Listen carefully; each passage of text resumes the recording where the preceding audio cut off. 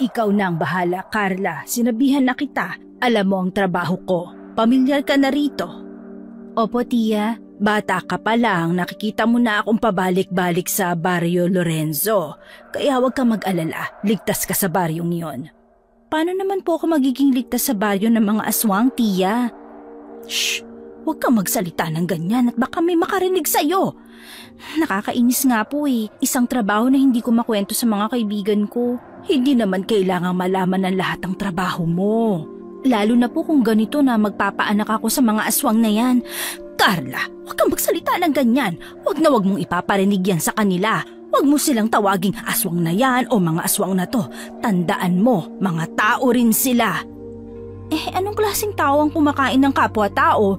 Carla naman, ilang beses ko na ba sinabi sa'yo na malaki ang utang na loob natin sa Barrio Lorenzo? Kailangan nating makatulong sa kanila gaya ng pagtulong nila sa atin noon. Tiya, naintindihan ko po yun at tinatanggap ko po ang trabaho at responsibilidad ko. Hindi mo lang siya kailangan tanggapin. Kailangan buong-buo mong isapuso ang trabahong ito, Carla. Umaasa ako na pagbubutihin mo gaya ng ginawa ko at ng mga nauna sa atin. Iwasan mo makipag-away sa kahit sinong aswang. Kilala kita, Carla. Lahat pa naman pinapatulan mo. Hindi naman po. Lumalaban lang po ako pag alam ko na tama talaga ako. At walang mali sa ganyan. Ang mali, hindi mo kikilalanin ang kinakalaban mo. Gaya ng lagi kong sinasabi sa'yo, matuto kang magpakumbaba at pahabain ang iyong pasensya. Tandaan mo, nasa Barrio Lorenzo ka at lahat ng naron ay aswang na hindi dapat kinakalaban. Opo, naintindihan ko po ang trabaho ko at dapat naasal ko. Mabuti naman dahil para yun sa kabutihan mo, Carla. Gusto ko lang na maging maayos ang pagtatrabaho mo sa Barrio Lorenzo. Magpapaanak ng mga buntis na aswang at uuwing buo at buhay. Tiya, hindi ba kayo natatakot doon? Nung una, syempre natatakot ako. Pero masasanay ka na lang talaga.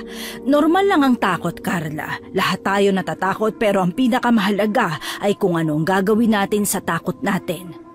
Napaisip lang ako, bakit ba hindi na lang tayo umalis? Bakit hindi na lang tayo lumayo? Bakit ba hindi tayo umaalis sa baryo na to? Hindi mo sila kilala, Carla. Hindi mo alam kung ano mga kaya nilang gawin. At wag na wag mong susubukan pang alamin dahil baka ikapahamak mo pa yon. Wag na wag mo silang tatakbuhan. Opo, wag po kayo mag-alala. Susubukan ko pong mag-ingat. Ay nako, mukhang duda ako dyan ha. Lahat kasi inaaway mo eh. Hindi naman po. Narinig ko nga pinag-uusapan ka sa palengke. Sino po nag-uusap-usap tungkol sa akin? Tingnan mo. Kasi naman dinadaya kasi ako kahapon sa palengke. Sino ba matutuwa ron? Hayaan mo na lang kasi. Hindi po ganon. Hindi ako papayag na dinadaya tayo. Ay naku, ikaw talaga. Para ka ang nanay mo. Ganitong-ganito po ba talaga si Mama? Oo, mas kamukha mong tatay mo, pero ang ugali naman ay parehas na parehas ng nanay mo. Okay nga po yun, para hindi mo masyadong namimiss si Mama. Namimiss ko nga palagi dahil sa iyo eh. Alam mo, nasasayang ang oras natin. Mag-asikaso ka na para makapunta na tayo sa Barrio Lorenzo. Opo. Nagtungo si Carla sa kanyang silid upang ayusin ang mga gamit na dadalhin. Napatingin siya sa Bible na nasa gilid ng kanyang lamesa. Kinuha ni Carla ang isang bote ng asin at nilagay yon sa kanyang bag. Ilang minuto ang lumipas ay handa na si Carlang umalis. Nilapitan siya ng kanyang tiya Carmen. Dinala mo ba ang isang bote ng asin? Po? Bakit? Dinala mo ba? Opo. Panigurado lang. Akin na. Po? Sandali, bakit po? Hindi dapat tayo magdadala ng ganyan o kahit na ano laban sa kanila. Hindi ko naman po sila kakalabanin. Pero magdadala ka ng asin na panlaban sa kanila? Para sa kaligtasan lang po natin to. Mahigit 20 taon na ako nagpapabalik-balik sa Barrio Lorenzo, Carla. Iba pa rin po na handa tayo. Wala tayong paghahandaan. Hindi tayo makikipaglaban, hindi tayo makikipag-away. Kaya tayo pupunta ron ay dahil magtatrabaho tayo, magpapaanak tayo ng mga aswang. Tapos aalis na tayo. Huwag na nating gawing komplikado pa ang isang bagay na komplikado na. Hindi ka sasaktan ng mga aswang doon kung hindi mo sila gagalawin. At hindi ko rin po gagamitin ang asin na yun kung hindi nila ako bibigyan ng dahilan. Pero tiya naman, naiintindihan po kita. Sige po, hindi ko na po dadalhin. Ibabalik ko na po. Salamat talaga at naintindihan mo ko. Kaya ikaw ang paborito kong pamangkin eh. Ako lang naman po ang pamangkin mo, tiya. Nang dumating ang 4:00 ng hapon, ay naglakbay na ang magtiya patungo sa liblib na lugar ng Barrio Lorenzo na tirahan ng mga aswang. Panay tingin sa langit si Carla at binabantayan kung lulubog na ba ang araw habang naglalakad sila sa kakahuyan. Kinakabahan ka ba? Hindi po, kayang-kaya ko to. Bakit tingin ka ng tingin sa taas? Naghihintay ka ba na maggabi? Opo, hinihintay ko ang mga bituin, tiya. Ikaw ang hilig mo sa mga bituin. Ay, oo nga pala. Nakita mo na ba ang bagong bukas na shop sa bayan na puro mga bituin na pulseras at hikaw ang tinda, ha? Hindi pa po, pero binigyan na ako ni Isagani ng hikaw na star. Ay, talagang si Isagani, oh. Masyadong matyaga sa'yo. Bakit parang hindi ka masaya sa binigay niya? Kasi naman po yung star na hikaw na bigay niya, malaki pa sa tenga ko. Hindi naman ganun ang gusto ko eh. Gusto ko yung maliliit at cute tingnan. Ay, naku, ikaw talaga. Nagpasalamat ka naman ba? Opo, tapos binalik ko rin. Ha? Ano? Bakit mo naman binalik? Kasi po hindi ako interesado sa kanya, kaya hindi ko alam kung bakit kailangan kong tanggapin ang mga binibigay niya. Ayokong paasahin ng tao na wala naman pong pag-asa sa akin. Mukha namang seryoso sa'yo si Isagani. Hindi ko maintindihan kung ano ba ang hindi mo gusto sa kanya. Magandang lalaki si Isagani at maraming nagkakagusto sa kanya. Mabait naman siya, magalang, matalino, palabiro, masarap kasama, masipag. May maganda kang hinaharap sa lalaking yun. Siya po ang walang hinaharap sa akin. Bakit ka naman ganyan magsalita? Okay naman si Isagani kaso masyado po siyang madaldal. Gusto ko sana ng lalaking tahimik. Hindi mo siya type? Hindi naman po sa ganon, pero siguro nga po hindi ko talaga siya type. Hindi ko rin maintindihan ng sarili ko eh. Baka kasi ayoko pang magpakasal. Sus Mariosep, hindi ka naman agad magpapakasal bukas. Oo nga po. Ewan ko ba bakit naisip ko yan? Kasi siguro baka pag naging kami ni Isagani, bigla siyang humiling ng kung ano-ano. Sa simula lang pala siya magaling, kunwari mabait, tapos pag nakilala mo na, saka naman lalabas ang ugali. Masama pala. Humiling ng ano? Kasal po o kaya anak, o kung ano man ang naisip niya. Pakiramdam ko, baka ganun si Isagani. Mukhang hindi naman ganun si Isagani, Carla. Hindi natin sigurado. Ano kaya maiisip ni Isagani pag nalaman niya na ang babaeng gusto niya nagtatrabaho pala sa mga aswang? Ay nako, ganyan lang ang naiisip mo kay Isagani kasi hindi mo pa siya kilala. Kasi hindi ka naglalaan ng oras para kilalanin siya. Kasi naman po nakakainis siya. Naiirita ako sa kanya. Pagod ako sa trabaho tapos dadaldalin niya ako. Minsan gusto ko ng katahimikan pero hindi niya maibigay-bigay. Ay nako, bale wala ba siyang pag-asa sa'yo? Wala po. Napahinto ang magtiya sa paglalakad nang makarinig ng pag-alulong ng aso sa daan. Humawak agad si Carla sa malaking bag niya at naghanda siyang lumaban sa kung anumang kakaharapin. Tinawanan naman siya ng kanyang tiya bago muling nagpatuloy sa paglalakad. Sumunod naman si Carla sa kanyang tiya habang nagmamasid-masid sa paligid. Wala pa tayo sa Barrio Lorenzo, Carla. Ay, wala pa po ba? Oo, kaya kumalma ka muna riyan. Aso lang yan ang bahay sa malapit. Minsan ba habang pauwi ka, tiya? Feel mo ba may sumusunod sa'yo na aswang? Wala naman. Bakit naman nila ako susundan? Ewan ko, baka kasi natatakot sila na baka magsumbong ka sa iba at sugurin ang baryo nila. Sila ang kinatatakutan, hindi sila ang natatakot. Hindi naman lahat ng aswang may pakialam sa ating mga tao. May mga sariling buhay yan, sariling pamilya, sariling mundong iniikutan. Mababait naman ba sila? May mga masusungit pero pagsusungit lang ang ginagawa nila. May mga nananakot? Wala naman. Hindi ko sila binibigyan ng dahilan para takutin nila ako. Ginagawa mo lang kung anong gusto nila?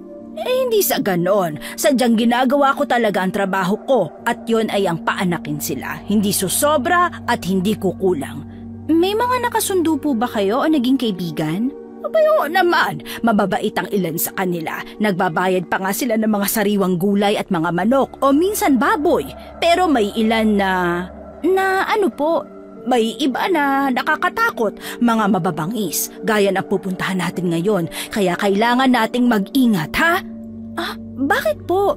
Dahil ang paaanakin natin ngayon ay ang aswang na asawa ng isang makapangyarihang aswang sa Baryo Lorenzo. Kilala siya, mayaman at tagapagmana ng baryo. Pasensya ka na, ngayon ko lang sinabi dahil ngayon ko lang naalala. Dapat pala nagsanay muna tayo. Hindi na po kailangan ng pagsasanay. Marunong naman po ako magpaanak. Sa aswang lang hindi. Ay nako, wag mong gagawing biro ito, ha? Opo. Kailangan nating mag-ingat dahil mabigat na mga aswang ang makikilala natin ngayon. Mag-ingat tayo kay Andres. Siya ang tagapagmana na tinutukoy ko. Siya po ang asawa ng buntis, no? Siya nga. Kailangan din nating mag-ingat kay Tanya. Sino naman yun, tiya? Siya ang nakatatandang kapatid na babae ni Tori. Si Tori ang paaanakin natin at si Tanya ang ate. Bakit natin kailangan mag-ingat sa kanya? Dahil may usapan sa kanilang baryo na masyado siyang mahigpit at kahit kapwa aswang niya, kinakain niya. Ha? Ano? May ganyan pala na kwento tapos ayaw mo na magdala tayo ng asin? Kasi hindi naman nila tayo sasaktan o kung ano man. Huwag na natin silang pag-usapan dahil malapit na tayo sa Baryo Lorenzo. Bilisan na natin ang paglalakad nang makauwi na tayo kaagad. Nagpatuloy sa paglalakad ang magtiyahin hanggang sa makarating sa Baryo Lorenzo. Pinagmasdan ni Carla ang mga aswang na nakaanyong tao at nakatingin sa kanila. Itinatak ni Carla ang kanilang dinaanan sa kanyang isipan. Ang bawat palatandaan, ang bawat pasikot-sikot at lahat ng mga mata na nakatingin sa kanila. Nilapitan ng magtiya ng isang lalaki at pinapasok sa isang malawak na bahay ng pamilyang aswang. Napalunok si Carla nang makita na maraming aswang ang nasa loob. Namumula ang mga mata nila at seryosong nakatitig sa kanila. Pilit namang hindi pinansin ni Carla ang malansang amoy ng mga aswang. Pinagmasdan ni Carlang lumapit sa kanila ang isang magandang babaeng may mahabang buhok. Ako si Tanya, ang nakatatanda sa pamilya namin. Masaya akong makilala ka. Ako si Carmen. Kilala kita. Kilala ka naming lahat sa baryo na to at marami ka nang napaanak. Maganda naman ang reputasyon mo rito. Salamat at ganyan na tingin niyo sa akin. Siya ang hindi ko kilala. Siya ang pamangkin ko na si Carla. Wala ba siyang dila at hindi makapagsalita ng mag-isa? Carla po ang pangalan ko at pamangkin ni Tia Carmen. Bakit ka nagdala ng isang tao na hindi sinasabi sa akin, ha? Kasi... Kasi? Dahil po kay Andres. Siya ang nagbili na magdagdag ako ng isang tao na pinagkakatiwalaan ko kaya sinama ko ang pamangkin ko na siyang magmamana rin ng trabaho ko bilang tagapagpaanak sa Baryo Lorenzo. Pansin ni Carla na halatang inis si Tanya na hindi pinaalam sa kanya ni Andres ang pagsama sa kanya. Dinala sila sa silid kung nasaan si Tori at unang tingin pa lang ni Carla, naisip niya agad na hindi makakaligtas si Tori at ang bata. Nasa dulo ng kwarto ang mga aswang at nagbabantay habang si Carla at Tia Carmen ay pinapaanak si Tori na hirap na hirap. Ilang oras nang sinusubukan ni Tia Carmen pero hindi pa rin lumalabas ang bata. Naaawa na si Carla sa buntis. Nagulat si Carla nang bumulong si Tori sa kanya. Napatayin na lamang siya. Naman tinatayo-tayo mo riyan, Carla. Halika, tulungan mo ko. Tia, magpapakatotoo na ako. Oh, ano? Mukhang hindi na niya kakayanin eh. Huwag kang magsalita ng ganyan. Tingnan mo naman ang pangangatawan niya. Pinapakain ba nila yan? Puro pasa siya. Puro pasa ang kamay at paa niya. Mukha siyang tinali. Ano? Yung leeg niya may marka ng kamay na mukhang sinakal. Hindi po yun normal. Inabuso nila ang isang buntis. Hindi na natin yun problema. Hindi na po makakaligtas si Tori. Carla! Matagal na po kayo nagpapaanak. Alam ko na alam niyong hindi sila mabubuhay ng sanggol. Kailangan nilang mabuhay. Kailangan natin silang buhayin dahil tayo ang masisisi. Tayo ang mamomroblema kung may mangyaring masama sa kanilang dalawa. Ha po? Tayo ang may kasalanan. Nagpapaanak lang tayo. Hindi naman natin kontroladong buhay ng pinapaanak natin. Tingin mo ay isipin nila yan. Huwag na tayong magtalo, Carla. Gawin na natin ang lahat ng kaya natin. Ilang minuto pa ang lumipas at hirap na pinaanak ng magtiyahin ang aswang. Nagkatinginan sila nang lumabas ang bata na hindi humihinga. Hindi ito gumagalaw o umiiyak. Pilit nilang isinalba ang sanggol Pero hindi na ito humihinga kagaya ng kanyang ina. Patay na. Shh! Manahimik ka muna. Buhay pa sila. Tiya, halos 1 oras na natin silang sinusubukang buhayin. Wala naman nangyayari. Wala na silang pag-asa. Ay, hindi to pwede. Baka nagkakamali lang tayo. Kaya pa natin silang buhayin. Tiya, hayaan mo na yan. Tigilan mo na sila. Ginawa na natin ang lahat na makakaya natin. Ay, ano gagawin natin ngayon, Carla? Hindi pwedeng hayaan na lang natin to. Napatay natin sila. Hindi po natin sila napatay. Namatay siya sa panganganak at hindi kinaya ng katawan niyang sanggol. Sobrang payat niya at ganon din ang bata. Namatay ang mag-ina dahil sa kapabayaan nila. Hindi dahil sa ating dalawa, Tiya. Hindi nila matatanggap yan. Kakausapin ko sila. Ako ang lalapit at kakausap. Magpapaliwanag ako. Ikaw pa talaga ang kakausap, ha? Sino po ba dapat, Tiya? Ikaw? Baka paulit-ulit ka lang humingi ng tawad pag kinausap mo sila eh. Kailangan nating ipaliwanag na wala naman tayong kasalanan. Hindi mahalaga kung wala tayong kasalanan. Ang tanging nakikita nila ngayon ay namatay ang mag-ina sa kamay nating dalawa. Di umalis na po tayo. Ano? Umalis? Opo, umalis na tayo ngayon habang nagbabantay lumabas ng kwarto. Iwan na natin sila para tumakas. Hindi tayo tatakas. Ayaw mong akong kumausap at magpaliwanag sa kanila, Tiya. Dahil alam ko na hindi sila makikinig. At ayaw mo rin na tumakas tayo. Dahil hindi tayo makakatakas. Makakatakas pa tayo, Tiya. Walang kung sino ang nandito. Pwede ba tayong umalis? Hinawakan ni Carla ang kanyang tiya Carmen sa braso at hinila papalapit sa pinto. Nagulat ang dalaga nang biglang bumukas ang pinto at pumasok ang pamilya ni Tori. Nilapitan nila ang bangkay ng aswang at ng sanggol. Hindi na nakatakbo sina Carla at tiya Carmen dahil may 6 na aswang ang nasa paligid. Kabilang na doon si Tanya. Lumapit si Tanya at ang 2 aswang kay Tori. Napasigaw sila nang makitang patay na si Tori at ang sanggol. Takot na takot si Tia Carmen na mahigpit na hinahawakan ang kamay ni Carla. Kitang-kita ni Carla ang galit sa mga namumulang mata ng aswang sa paghaba ng kanilang mga kuko at pagtabingi ng kanilang mga leeg sa galit. Pinatay niyo ang kapatid ko! Ay, hindi po namin sinasadya. Hindi namin sila pinatay. Maniwala kayo! Ginawa namin ang lahat na makakaya namin. Hindi kami masaya sa naging resulta pero... Pinatay niyo ang kapatid ko! Hindi po namin yung ginawa. Patawarin niyo kami. Hindi namin ginusto ang nangyari. Nakakalungkot ang sinapit ng kapatid mo at alam namin na masakit para sa inyo nangyari. Alam niyo ba ang kapalit ng ginawa niyo? Alam niyo ba kung gaano kabigat ang kasalanan niyo? Ay, naku, patawad po. Hindi po namin sinasadya. Hindi namin ginusto yon at humihingi kami ng tawad sa nangyari. Nagulat si Carla nang malakas na sampalin ni Tanya si Tia Carmen. Galit na tinulak palayo ni Carla si Tanya hanggang sa matumba ang aswang sa sahig. Takot na hinila ni Tia Carmen ang pamangkin papalapit sa kanya at niyakap ang braso nito. Galit namang nilapitan ng mga aswang si Carla at napaatras ang dalaga dahil sa takot. Gumapang sa sahig at kisame ang mga aswang bago talunan ang magtiya. Mabilis namang binunot ni Carla ang bote ng asin sa kanyang bulsa at binuksan yon.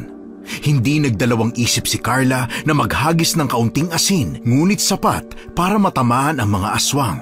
Napasigaw naman ang mga ito nang masabuyan ng asin.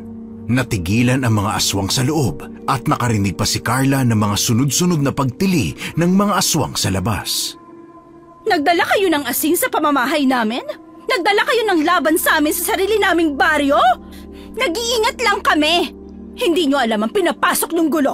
Hindi nyo alam ang sinimulan nyo. Huwag na rin nating palakihin to. Ano ang pinapahiwatig mo, babae? Nagkasala kayo at... Anong kasalanan namin sa inyo? Kayo ang pumunta sa baryo namin. Nagpapaanak lang kami, ngunit hindi namin alam kung paano bumuhay ng patay. Wala kayong bubuhayin kung wala kayong pinapatay. Malaking kasalanan ang ginawa niyo sa pamilya namin at sa buong lahi namin. Kayo ang pumatay sa sarili niyong kapatid. Nangihina na siya at hindi kayang bumuhay pa ng sanggol. Inabuso niyo si Tori at namatay siya dahil sa inyo. Dahil hindi niyo siya inalagaan ng mabuti, alam niyo yan. Wala kaming kasalanan sa nangyari. Wala kang pakialam kung paano namin pinatutunguhan ng kapwa namin na swang. Sarili niyong kapwa ginaganyan nyo? Sarili niyong kapatid? Kapatid na may dalang sanggol sa sinapupunan niya? Tapos ngayon na hindi niya kinaya ang pagbubuntis, isisisi niyo sa amin ang responsibilidad, ha? Wala kang alam. Kayo to na sinabuyan kami ng asin. Isang bagay na pinagbabawal naming dalhin dito. Alam yan ang tiya mo. Batig nang hindi kayo pwedeng magdala ng kahit na ano laban sa amin. Pero anong ginawa mo? Hindi ka lang nagdala. Ginamit mo pa yon laban sa amin! Dahil binigyan mo ko ng dahilan para gamitin yun sa inyo. Kung alam ko lang na ganito kayo, sana nagdala na ako ng holy water at Biblia. Pagbabayaran nyo to! Magbabayad kang babae ka! Muling naghagis ng asin si Carla sa mga nakaharang na aswang at nagmamadaling hinawakan ang braso ng kanyang tiya at hinila yun palabas ng bahay. Patuloy na naghahagis ng asin sa ere si Carla upang hindi sila lapitan ng mga aswang. Unti-unti nang nag-iibang anyo ang mga ito. Ang ilan ay gumagapang sa kisame at pader, naglalagay ng langis sa katawan at nagtatanggal ng mga damit dahil mag-aanyong hayop na. Hindi tumitigil sa pagtakbo ang magtiya hanggang sa makarating sa madilim na kakahuyan. Nakalayo-layo na sila. Hindi na nila naririnig ang mga aswang o nakikita ang mga ito. Ngunit alam ni Carla na hinahanap pa rin sila. Mali ito! Po, mali ang ginawa natin. Mali ang ginawa natin, Carla! Tiya, ano ba sinasabi mo? Ito ginagawa natin, mali ito. Ang ano po? Ang pagtakas? Ang paggawa ng paraan upang mabuhay tayo? Tiya, ano ang mali? Nagkasala tayo. Nagkasala tayo sa mga aswang. Tiya, alam mong wala tayong ginawang mali. Pinatay natin ang dapat na paaanakin natin. Hindi natin nabuhay ang bata. Hindi natin kasalanan yun, Tiya. Hindi natin hawak ang tadhana. Hindi natin alam kung anong mangyayari. Mali ito, mali. Kailangan nating bumalik. Po, hindi tayo babalik. Babalik tayo, Carla. Tiya, bakit ka huminto sa pagtakbo? Hindi ako papayag na bumalik at hindi ako papayag na mag-isa kang bumalik. Kahit anong mangyari, sabay tayong babalik sa sarili nating baryo. Buo at buhay. Isa pa, papatayin nila tayo kung babalik tayo. Pinapalaki lang natin ang gulo at hinayaan nating mamatay si Tori. Nakita mo ang kalagayan ng pinaanak natin? Hindi kaya ng katawan niyang magbuntis. Alam mo po ba kung anong sinabi niya sa akin? Ang sabi niya, hayaan na natin siya. Ang sinabi niya, patayin na natin siya. Hindi nga natin alam kung ginusto niya ba ang bata sa sinapupunan niya o hindi. Pero wala na tayo ron. Ang kailangan natin, umalis. Hindi na tayo makakaalis pa dahil nandito na sila. Nakarinig ng mga sigaw si Carla at hinila ang tiya niya palayo. Kinuha ni Carla ang malaking sanga ng kahoy at pinalo-palo yun sa ere. Natamaan ni Carla ang dalawang aswang na tiktik at sinabuyan niya ito ng asin. Nang sinugod pa sila ng ilang aswang, ay lumaban si Carla at hindi siya pumayag na siya'y makain, makagat o makuha. Tumakbo si Carla at ang kanyang tiya palabas ng kakahuyan. Nakakita sila ng isang maliit na bahay. Mabilis na hinagis ni Carla ang asin sa paligid ng maliit na bahay para hindi makapasok ang mga aswang doon. Pumasok si Carla at Tia Carmen sa loob at sinabuyan ni Carla ang lahat ng maruming gamit, pader, kisame at bintana upang hindi makapasok ang mga aswang sa loob. Mga hamak na tao! Hindi nyo alam ang ginagawa nyo! Hindi nyo kilala kung sinong kinakalaban nyo! Ganon din kayo! Hindi nyo alam ang kaya kong gawin para mabuhay! Isa ka lang hamak na tao! Ano kaya mong gawin, ha? Kaya ko kayong ubusin lahat! Sige! Tanya, kung matapang ka, lumapit ka. Bumaba ka sa ere at harapin mo ako. Magtuos tayong dalawa kung hindi ka takot mamatay. Kung hindi ako takot mamatay, umalis ka sa bahay na yan. Bitawan mo ang asin! Duwag! Isa kang duwag at natatawa ako sa'yo. Nakakaawa ka dahil hindi ka makalapit. Isa ka mahinang nilalang. Ang tanging meron ka ay pakpak, ngunit hindi ka malaya. Ayusin mo ang pananalita mo! Kilalanin niyo muna ang binabangga niyo. Hindi ko kayo aatrasan at wala akong pakialam sa mga kaya niyong gawin. Hindi niyo kami mapapatay. Hindi lang namin kayo papatayin. Pahihirapan namin kayo. Lalo ka na, Carla. Masama ang ugali mo. Ano gagawin niyo ngayon? Maghihintay na mag-umaga, ha? Mga duwag! Sinara ni Carla ang pinto at tumakbo papunta sa kabilang dulo ng bahay kung saan dali-dali silang lumabas. Binilisan nila ang pagtakbo hanggang sa makalabas sa kakahuyan nang hindi napapansin ng mga aswang. Nang makalayo-layo sila ay nagulat si Carla nang makasalubong nila ang manliligaw na si Isagani na nagmamaneho ng jeep. Kahit na hindi alam ni Isagani ang nangyayari, pinasakay niya ang magtiya at mabilis na nagmaneho palayo hanggang sa makalabas sa Barrio Lorenzo. Saka lamang nakahinga ng maluwag sina Tia Carmen at Carla. Carla, anong ginagawa niyo sa Barrio Lorenzo? Wala naman. Pawis na pawis pa kayong dalawa ng tiya mo. Ayos lang kami. Anong ayos? Tignan mo nga yung sarili mo. Sandali, bibilang ko lang kayo ng panyo ha. Hindi na kailangan. Ayos lang kami ni Tia. Sigurado ba kayo? Para kayong nakakita ng kung ano eh. Okay lang kami, salamat. Ibaba mo na lang kami sa simbahan. Doon na kami sasakay pa uwi. Bakit pa kayo sasakay kung pwede naman kayo rito sa jeep? Gabi na rin kaya ihahatid ko na kayo. Mahirap na, marami pa namang masamang loob dyan. Kanino nga palang jeep na to? Hindi ka naman jeepney driver Ito ba? Sa kaibigan ko to. Wala lang akong masakyan kasi gabi na kaya hiniram ko na lang yung jeep niya. Gabi na pala para sa'yo. Saan ka pupunta? Di sa inyo dapat. Birthday kasi ng pinsan ko kanina kaya maghahatid ako ng pagkain. Tapos sabi ng mga kapitbahay nyo umalis daw kayo. Tapos yun, nagtanong-tanong ako. May nakakita raw sa inyo, papunta raw kayo sa Barrio Lorenzo. Sino nakakita sa amin? Yung matanda sa dulo ng baryo natin, hindi ko kilala eh. Basta next time kung may pupuntahan kayo, sabihin nyo na lang sa akin at ihatid ko kayo. Hindi na kailangan, makakaabala pa kami. Naku, hindi kayo abala. Ako nga tong nagalok, di ba? Baka ikaw pa ang maging abala sa amin. Basta, lalo na pag gagabihin kayo ha. Sabihin mo kagad sa akin, ihatid ko kayo. Wala ka naman sasakyan. Di maglalakad tayong tatlo ni Tia Carmen. Teka, ano nga ba ginagawa niyo sa Barrio Lorenzo? Ang dami ko pa namang naririnig na kwento na may aswang daw dun. Tapos, nandun lang pala kayo. Natakot ka siguro pagpunta mo ron, no? Uy, hindi Silang matakot sa akin. Huwag mo na lang alamin kung bakit kami nagpunta ron. Ha? Bakit? May sasabihin ka pa ba? May tiwala ka ba sa akin, Isagani? Oo naman. Liligawan ba kita kung wala? Huwag mo nang banggitin yan. Basta ba oo ang sagot mo eh. May tiwala ako sa'yo. Bakit ba? Mag-isa ka lang sa bahay mo, di ba? Oo. Bakit? Huwag ka mag-alala. Hindi kita naanakawan. Ay, bakit naman hindi? Handa pa naman akong ibigay sa'yo ang lahat. Seryosong usapan to, kaya pwede sumagot ka na maayos.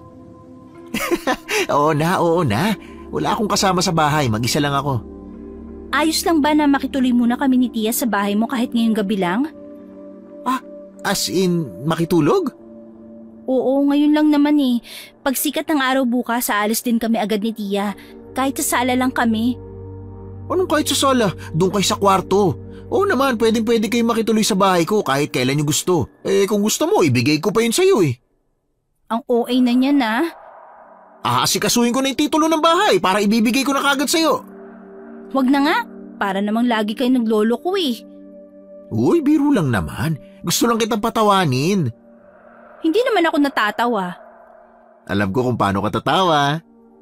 Ano na naman? Di alalahanin mo yung batang nadulas kahapon sa palengke.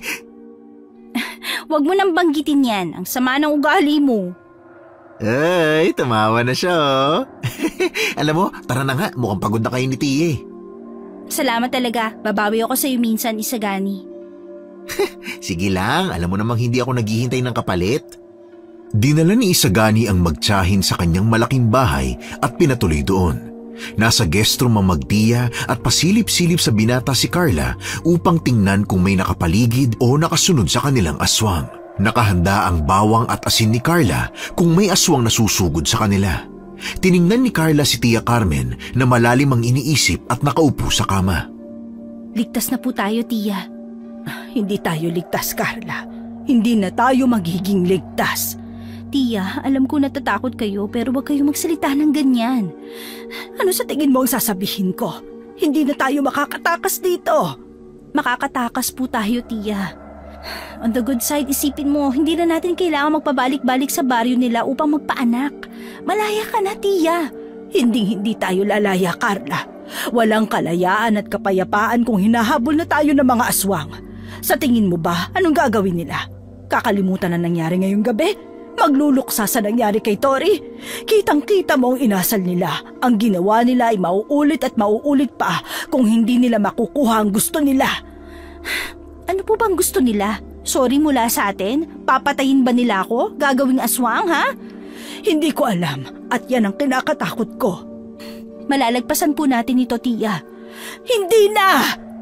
Tia, hinaan mong boses mo. Ayoko malaman ni Isagani ang nangyari at madawit siya sa gulong to. Hindi naman siya kasali dito eh. Siguro mali na nakitulog tayo sa bahay niya ngayong gabi. Ikaw kasi, bakit ka nagdala ng asin? Kung hindi po ako nagdala ng asin, baka patay na tayo ngayon. Hindi nga tayo patay ngayon, pero sa tingin mo ba, titigilan nila tayo?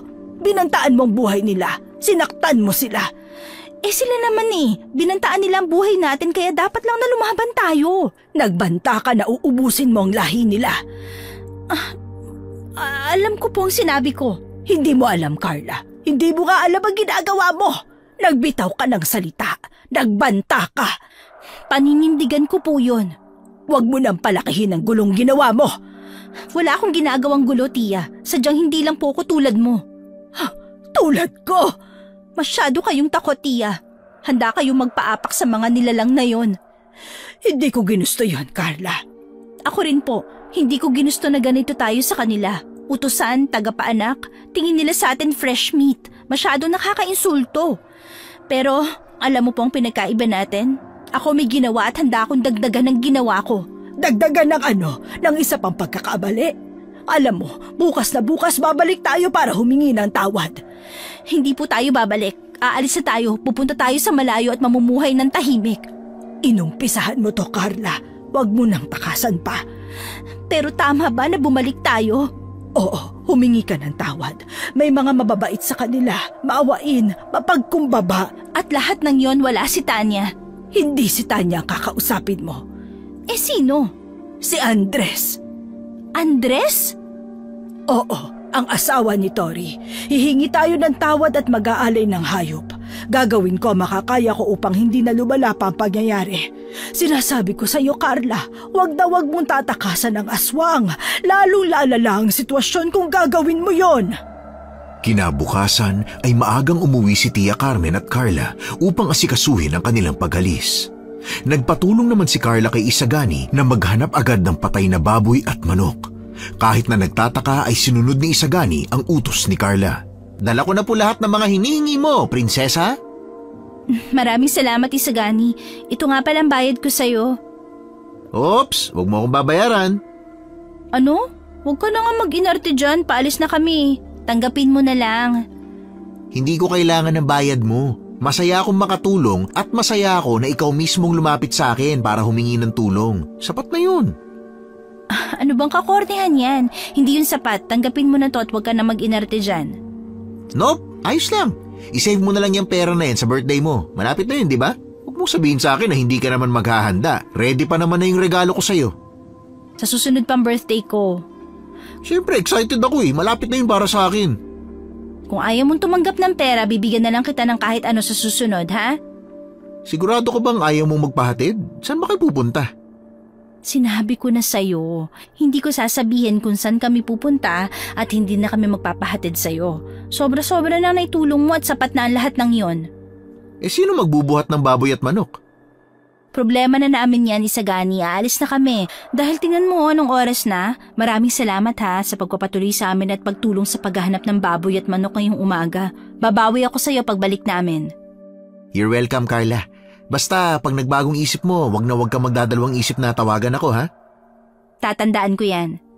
May sandwich nga pala dyan sa pulang lunchbox. Tapos manok at ampalayang gulay naman sa blue na lunchbox. Baka kasi magutom kayo sa daan. May kasama na rin yung kanin at tubig. Salamat ha. Hindi mo na kailangan gawin yon. Una na ako, Isagani. Maraming salamat ulit. Huwag kang susunod ha. Tandaan mo, hindi na kita kakausapin buong buhay natin kung susunod ka sa amin. Oo na, basta mag-iingat kayo ha. Nagtungo na ang magtiya sa Barrio Lorenzo. Habang naglalakad sa kakahuyan, pinaalalahanan ni Tia Carmen si Carla. Alam mo na sasabihin mo, di ba? Hindi na po ako bata, Tia. Hihingi tayo ng tawad. Ipapaliwanag ang nangyari at sasabihin na natakot lang tayo at nataranta kaya natin ginawa yon. Iaalay natin ang baboy at manok. Maayos tayo makikipag-usap at pipilitin ang sarili natin na makipagkasundo sa kanya. Naiintindihan mo ba, Carla? Opo, Tia. Naiintindihan ko po. Ay, mabuti naman. Mamaya kasi pagdating natin doon, baka kung anong sabihin mo na hindi maganda, Carla. Sinasabihan lang kita. Susunod po ako sa plano, tiya. Makikipag-usap ako ng maayos at hihingi ng tawad. Ay, mabuti naman. Umasa na lang tayo na nandun si Andres at mabait siya kumpara kay Tanya at sa iba pa. Pagdating ng magtiya sa pamamahay ni Andres ay masama ang tingin ng mga aswang sa kanila. Ngunit hindi sila ginalaw o tinakot. Kinausap ni Tia Carmen ang mga aswang na nagbabantay at sinabing nandoon sila upang makipag-ayos at pinapasok sila sa loob ng bahay. Nagtatanghalian noon ang angkan ng mga aswang. Napatingin si Carla sa lalaking nasa gitna at yun ay walang iba kundi si Andres. Naririto na naman kayong dalawa? Ang lakas ng loob niyong bumalik at mahina ang loob na umalis. Humihingi kami ng tawad sa naging asal namin kagabi na nagawa lang namin dahil sa takot. Dahil sa takot na pinagbantaan niyo ang buhay namin?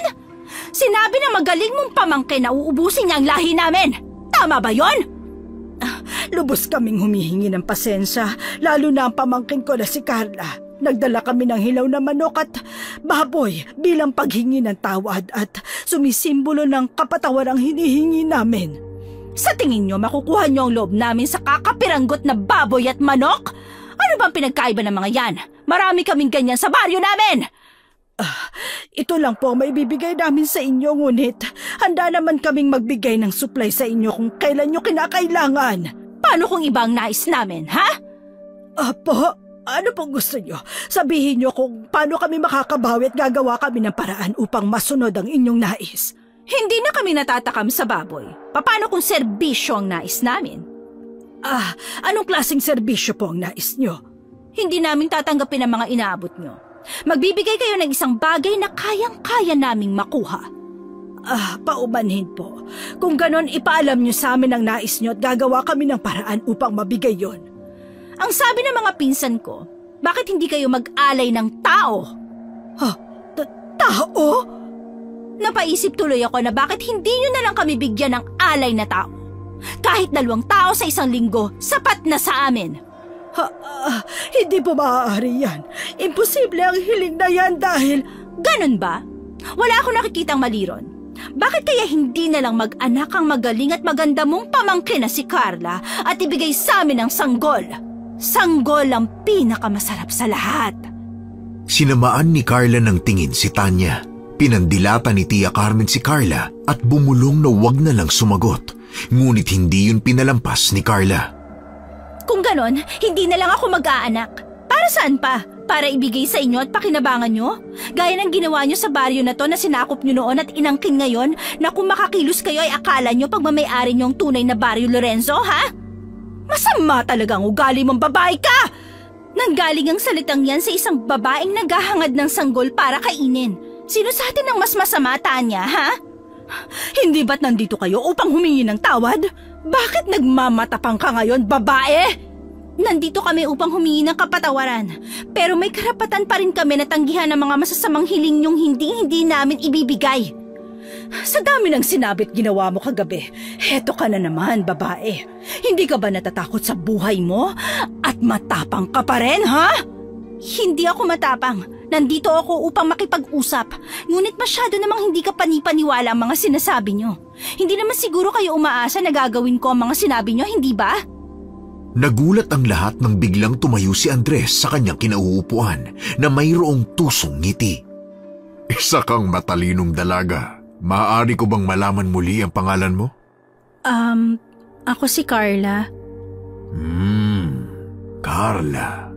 Masaya akong makilala ka, Carla. Hindi araw-araw ay nakakakilala ako ng matapang na dalagang handang kalabanin ang angkan ko. Nakaka-enjoy ka naman panoorin. Maaari mo bang ipaliwanag sa akin ang nangyari, Binibini? Anong nangyari na nais niyong marinig? Ang buong nangyari kagabi. Ikinuwento na nila ang lahat sa akin, pero gusto ko maging patas sa lahat, kahit sa mga tulad niyong tao. Kaya't ikwento mo ang side mo. Dumating kami ni Tia upang ipaanak si Binibining Tori. Batid mo ba na siya ay asawa ko? Narinig ko po yan. Aksidente ang nangyari at ginawa naming lahat ng tiya ko ang aming makakaya upang iligtas silang 2 ng bata. Ngunit hindi sapat ang meron kami dahil hindi kaya ni Binibining Toring makaligtas sa ganong kalagayan. Payat siya at may mga pasa. Hindi ko alam kung ano ang kanyang pinagdaanan. Simpleng mga pasa lamang yon. Walang salitang simple sa mga pasa dahil mabigat ang nangyari sa kanya. At ano sa tingin mo ang nangyari sa kanya? Inabuso siya at pinahirapan sa mga kamay niyo. Sa tingin mo ba ay sinaktan ko siya? Hindi ako sigurado dyan. Hindi naman ako interesadong malaman pa. Ang problema ko sa sitwasyon, yung paninisi ng lahi mo sa akin na ako ang dahilan bakit namatay ang iyong asawa. Ngunit narinig ko ay nagdala ka raw ng asin at lumaban sa amin. Nagdala ako ng asin dahil gusto kong maramdaman na ligtas ako sa baryo nyo. Napilitan akong gamitin yon dahil pinagtangkaan nila akong patayin. Sana naman nauunawaan mo yon dahil kung kayong nasa sitwasyon ko, ganun din ang gagawin nyo. Naiintindihan ko. Talaga? Oo, ngunit ano ba bang magagawa natin, di ba? Nangyari na ito at tapos na. Kaya't ang kailangan natin ngayon ay mag-isip ng solusyon upang magkasundo. At may naisip na akong magandang solusyon na nababagay sa'yo. Ano yun? Bakit hindi na lang ikaw ang maging bago kong asawa? Ano?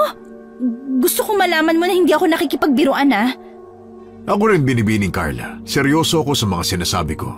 Interesado ako na maging asawa ka. Isa pa ay kinuha mo sa akin ang asawa ko. Kaya't kailangan mo kong bigyan ng kapalit. At dahil ayaw mong mag-alay ng tao, bakit hindi mo nalang ialay ang sarili mo? Hindi ako pumapayag. Hindi mo kailangan pumayag agad. Handa akong bigyan ka ng panahon upang mag-isip-isip. At umaasa ako na sapat na ang 1 linggo sa pag-iisip mo habang patuloy pa rin kayo nagtatrabaho bilang nagpapaanak sa mga buntis sa baryo namin. Huwag kayong mag-alala. Sasabihan ko mga kapwa namin na huwag kayong sasaktan o tatakutin sa loob ng linggo na yon. Hindi na natin kailangan magpaabot pa ng 1 linggo dahil desidido na ako at hindi na magbabago pa ang isip ko. Pag-isipan mong mabuti para ito sa kaligtasan niyong magtiya at huwag kong malalaman na umalis kayo at tumakas. Diyan tayo hindi magkakasundo, Carla.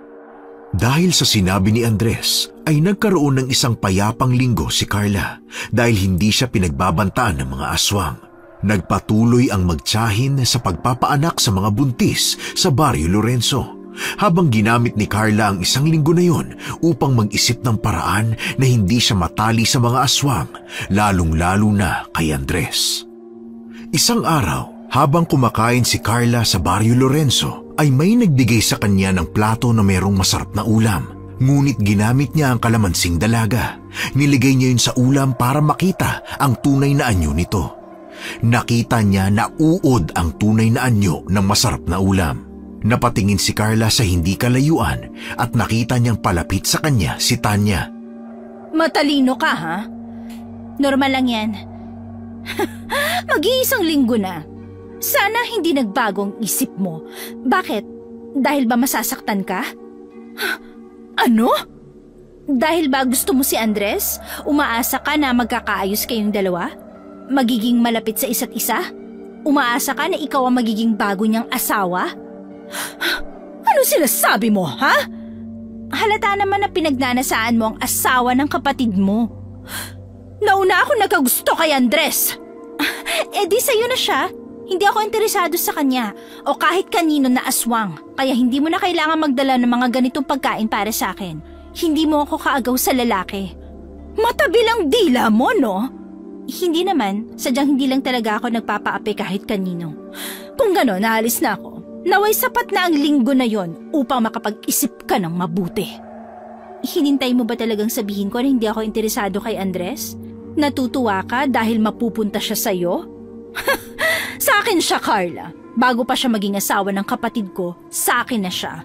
Bago ka pa dumating, sa akin pa rin siya. Hindi ako papayag na masira mong plano ko. Ikaw na hamak na isang tao lang. May kinalaman ka ba sa pagkamatay ng sarili mong kapatid, ha? Anong klaseng tanong yan? Pinagbibintangan mo ba ako? Napaisip lang ako. Hindi kami magkapatid. Hindi mo siguro alam ang katotohanan na si Tori ay isang tunay na tao. Ano? Ayaw niyang makasal kay Andres kaya't ginawa siyang aswang at ganun din ang mangyayari sa'yo. Hindi niyo ako magiging katulad. Hindi talaga. Dahil gagawa ako ng paraan upang hindi ka makasal kay Andres. Nang maggabi ay naglakbay na si Tia Carmen at Carla sa kakahuyan at pabalik na sa kanilang baryo. Alerto si Carla sa kanyang paligid, handa siya sa kung anumang makikita nila sa daan. Carla, kamusta ka naman ngayon? Ayos naman po ako, Tia. Nakaisip ka na ba ng paraan? Pumapayag ka na ba sa sinabi ni Andres? Ganun pa rin po ang sagot ko, kahit na 10 taon pa ang ibigay nila sa akin sa pag-iisip ng sagot. Carla, hindi na natin ito matatakasan pa. Tia naman, ayan ka na naman eh. Nagpapakatotoo lang ako. Ako rin, Tia. Nirerespeto ko kayo, ngunit ngayon, hindi ako makikinig sa mga sinasabi nyo dahil ako mahihirapan dito. Batid ko naman yon. Nakataya ang buhay at kinabukasan ko. Kaya sana maintindihan nyo na hindi ako papayag na masira ang buhay ko at matali kay Andres.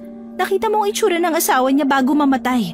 At yun ang aking hinaharap kung papayag ako na makasal sa kanya. Alam mo ba, Tia, na si Tori ay isang tao? Ano? Opo, isa siyang tao, Tia. Nagustuhan ni Andres at pinilit magpakasal at ginawang aswang. Ganun ang mangyayari sa akin kung hindi ako papayag. At kung pumayag man ako, gagawin pa rin nila akong aswang. Wala akong choice. Kahit binigyan nila ako ng sapat na oras, wala naman akong sapat na pagpipilian. Carla, pasensya ka na. Nagsisisi na ako at pinasok kita sa gulo na to. Naiisip ko tuloy na makakasalanan ko to. Tia, hindi mo to kasalanan. Huwag kang mag-alala. Hindi po kita sinisisi at hindi kita sisisihan kailanman. Tulad ko, napilitan ka ring pumasok sa sitwasyon na hindi mo nais. Ako na po ang bahala sa ating dalawa at gagawa ako ng paraan upang makaalis tayo sa pagkakatali sa kanila. Nagpatuloy ang magtiya sa paglalakad at nagulat nang may malaking ibon na bumagsak sa kanilang harap. Mabilis na kinuha ni Carla ang buntot pagi sa kanyang bag at hinampas yun sa malaking ibon. Handang-handa ang dalaga sa pakikipaglaban sa mga aswang pang nagdatingan. Nagmamadaling tumakbo si Carla at Tia Carmen palayo nang nakarinig si Carla na merong papalapit sa kanila na nagtatago sa matataas na dahon. Naghagis ng asin si Carla sa damo at hinampas yun ng buntot pagi. Nagulat ang dalaga nang may lalaking sumigaw at lumabas sa kanyang pinagtataguan. Si Isagani pala ang lalaking yun na kanina pa sila sinusundan. Aray naman! Isagani, anong ginagawa mo rito? Hindi ba sabi ko na wag mo kami susundan? Oo nga, pero nagtataka ako eh. Hindi ko napigilan na sarili ko. Sus Mariosep naman, Carla, oh. Totoo ba na aswang ang mga tao rito? Nagtatrabaho kayo sa mga aswang? Oo. Sabi, at ano, gusto ka nilang makasal dun sa isa? Oo nga eh. Huwag mong gagawin yan ah. Kahit na anong mangyari, huwag mong gagawin yun. Oo, alam ko. Hindi ka magiging ligtas sa kamay nila, kaya huwag kang papayag. Bakit hindi mo kagad sinabi sa akin ang nangyayari? Kasi ano? Kasi, patapusin mo muna ako magsalita. Kanina mo pa pinuputol ang mga sinasabi ko eh. Naku, pasensya na. Sobrang nag-aalala kasi talaga ako sa iyo eh. Yan nga ang dahilan bakit hindi ko pinaalam sa iyo at bakit wala akong balak na ipaalam pa. Dahil ba mag-aalala ako? Oo, at ayoko madawit ka sa nangyayari. Ayoko madamay ka. Yun nga ang gusto ko, Carla. Gusto kong madawit. Gusto kong madamay sa kung ano mang nangyayari sa buhay mo. Mabuti man o masama. Pasensya ka na. Ayoko lang talagang ipaalam sa iyo eh. Naiintindihan kita at huwag kang mag-alala. Ayos lang sa akin yun. Ngayon, sumunod lang kayo sa akin. Iginarahay ko yung jeep ng kaibigan ko sa hindi kalayuan. Umalis na muna tayo sa ngayon. Sige, salamat talaga, Isagani. Hindi ko alam kung paano babawi. Hindi mo kailangan bumawi sa kahit ano. Mabilis na tumakbo si Isagani, Tia Carmen at Carla patungo sa jeep ng kaibigan ni Isagani. Sinabuyan ni Carla ng asin ang buong jeep, bintana, gulong, pati ang gulong nito bago sumakay sa loob at nagmaneho paalis si Isagani hanggang marating nila ang sariling baryo. Dumiretso sila sa bahay ni Isagani at sinigurado ni Isagani at Carla na may palibot na bawang at asin ang buong bahay bago magpahinga. Tulog na si Tia Carmen at nakaupo naman si Carla sa sala nang lumapit sa kanya si Isagani. Natawa si Carla nang biglang umatsing na naman si Isagani. Kanina ka pa. Hindi ko kasi talaga gusto ang amoy ng mga bawang eh. Aswang ka siguro. Hala, paano mo nalaman? Baliw ka talaga. Bakit nga pala gising ka pa? Hindi ako makatulog eh. Magmerienda nga muna tayo. May dala akong tinapay na may peanut butter. Paborito mo to, di ba? Pansin ko kanina na hindi ka pa kumakain pagdating natin. Hindi pa kasi ako nagugutom. Kumain ka na ngayon. Mahirap matulog ng gutom, no? At masarap yung peanut butter. Kung gusto mo naman ng kanin at ulam, kukuha ako. May gusto ko bang ulam? Tumigil ka na nga. Maupo ka na lang. Ayos lang ako. Akin na nga yung tinapay na may peanut butter. Kakainin ko na yan. Ayun. Kailangan talagang may kainin ka ngayong gabi. Dahil mukhang pagod na pagod ka eh. Buti na lang walang masamang nangyari sa'yo sa Barrio Lorenzo. Kung alam mo lang. Ha? Totoo ba? Bakit? Anong nangyari sa inyo? Wala naman. Mahabang kwento eh. Baka mabagot ka lang makinig. Hindi. Interesado akong makinig sa'yo. At gusto kong malaman ang buong nangyari. Gusto kitang tulungan, Carla. At please naman, hayaan mo naman akong tulungan ka. Ganito kasi. Nagtatrabaho kami ni Tia ng tagapagpaanak sa mga aswang sa Barrio Lorenzo. Paano naman kayo napunta sa ganung sitwasyon? Ibig ko sabihin, paano niyo nalaman na mga aswang ang nandoon? Yun na nga eh. Nag-apply ba kayo? May interview ba? Ano ba naman mga tanong yan? Puro talaga kalokohan yung nasa isip mo, no? Hindi na nagtinuyan eh. Naisip ko lang naman kasi, paano kaya yun? Nag-apply kayo? Nagpakalat ba sila ng balita na naghahanap sila ng magpapaanak ng aswang? Hindi, baliw ka talaga. Pero seryoso nga, paano kayo napunta sa komplikado na sitwasyon na yan? Maniniwala ka ba? Sasabihin mo? Oo naman. Ganito kasi yon. Ang sabi sa akin ni Tia Carmen, may utang na loob kami sa mga aswang, kaya nagsisilbi kami sa kanila. Tapos? Ayun, ang problema, nung nagpaanak kami ni Tia Carmen, namatay ang babae na buntis at ang sanggol. Hindi na namin kasalanan yun, di ba? Hindi nyo kasalanan yun dahil hindi nyo naman kontrolado ang buhay ng iba. Kaso hindi nila maintindihan yun. Ang nasa isip nila kasalanan namin na nangyari, kaya sinugod nila kami at gustong patayin. Buti na lang nakaligtas kayo. Wala ba kayong dalang panlaban sa kanila na bawang o asin? Meron, nagdala ako. At yun ang kinagalit nila at ni Tia. Nagalit si Tia Carmen? Oo, dahil pinagtangkaan ko raw ang buhay ng mga aswang at hindi sila natuwa sa ganun. Nagalit nga sila at ayun, hinabol kami. Yun yung gabi na nakita mo kami at ngayon ulit, tinutulungan mo naman kami. Salamat talaga sa gani ha. Walang anuman. Masaya akong makatulong. Ay, magkwento ka pa. Ano nga bang solusyon ngayon? Gusto nila mag-alay kami ng tao o kaya naman magserbisyo sa kanila. Sabi pa ng isa, mag-anak ako at ibigay sa kanila ang sanggol. Sama talaga nila. Kaya nga wala silang puso. May isa pa silang alok. Ano yun? Kasal. Kasal? Sino? Ikaw? Teka, kanino? Huwag ka mag-alala, hindi naman ako pumapayag eh. Pero kanino ka ba ikakasal? Sa aswang? Sa asawa ng babaeng namatay habang pinapaanak namin, kay Andres. Alam mo ba na ang asawa niyang namatay na si Tori ay puro pasa, malnourished at hirap na nagbubuntis? Halatang inabuso nila si Tori, pinahirapan at binugbog. Nalaman ko rin na dati siyang tao at ginawang aswang. Kawawa naman siya. Kung tao siya at ginawang aswang, ibig bang sabihin gagawin ka rin nilang aswang pag nakasal ka na sa kanya? Yun nga ang iniisip at inaalala ko. Malaki ang posibilidad na ganun ang gawin nila sa akin. Ako, huwag kang papayag, okay? Gagawa tayo ng paraan. Maraming salamat at sinabi mo sa akin ng lahat, Carla. Masaya akong nag-open up ka. Pero nalulungkot ako sa nangyari sa'yo. Sa totoo lang, natatakot talaga ako sa gani.